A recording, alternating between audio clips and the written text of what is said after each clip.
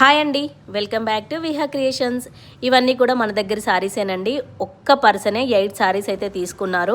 ఎందుకంటారా, వాళ్ళ ఇంట్లో ఏదో ఫంక్షన్ ఉండడం వల్ల వాళ్ళైతే పెట్టుబడి శారీస్ కోసం మన దగ్గర అయితే పర్చేజ్ చేశారండి.